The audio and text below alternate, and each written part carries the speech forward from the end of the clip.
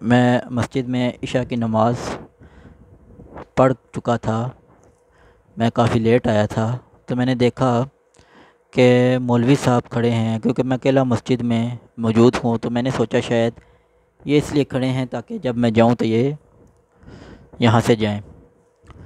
تو میں نے ان کو آواز دی اور کہا کہ میں نماز پڑھ چکا ہوں، جا رہا ہوں، لیکن کیا آپ میرا انتظار کر رہے تھے؟ تو مولوی صاحب نے کہا جی ہاں، میں آپ کا انتظار کر رہا تھا کہ جب آپ نماز پڑھ چکیں گے تو میں مسجد کو بند کر دوں گا۔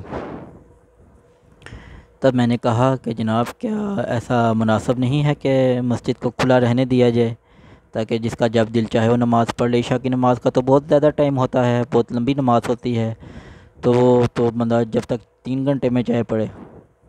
تو انہوں نے کہا نہیں، یہاں پہ جو نشہ کرنے والے بندے ہوتے ہیں وہ آتے ہیں، کوئی ٹوٹی وغیرہ اکھاڑ کر لے جاتے ہیں، بیچ دیتے ہیں، اور نمازیوں کو پریشانی کا سامنا کرنا پڑتا ہے۔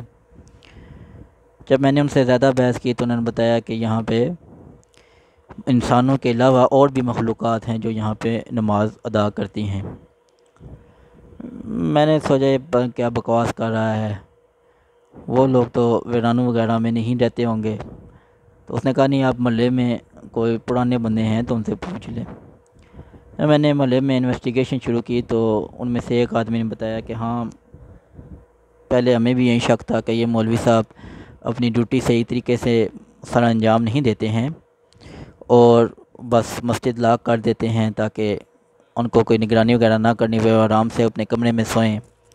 لیکن پھر ایک دفعہ ہم نے سوچا کہ ہم دیکھتے ہیں کہ یہ مولوی صاحب باہر کرتے کیا ہیں، تو ہم 3-4 لڑکے جو بڑے شرارتی بھی تھے تو ہم مسجد میں جب یہ لاک کر کے چلے گئے، دیوار پھلانگ کر اندر چلے گئے تو اندر لائٹیں جل رہی تھی اور قرآن پڑھنے کی، نماز پڑھنے کی آوازیں آ رہی تھی، ٹوٹیاں خود بخود کھل رہی تھی، بند ہو رہی تھی۔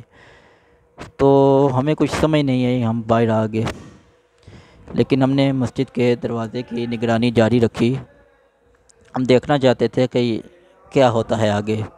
تقریباً رات کو 1 یا 2 بجے وہ دروازہ جس کو مولوی صاحب نے تالا لگا لیا تھا، اس میں سے 30-40 آدمی باہر نکلے اور ایک کی گلی کی جانب چلنے لگے۔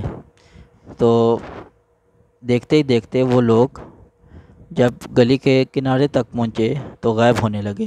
جو سب سے آخری آدمی تھا وہ پیچھے کی جانب مڑا، ہمیں دیکھ کے مسکرایا اور وہ بھی غائب ہو گیا۔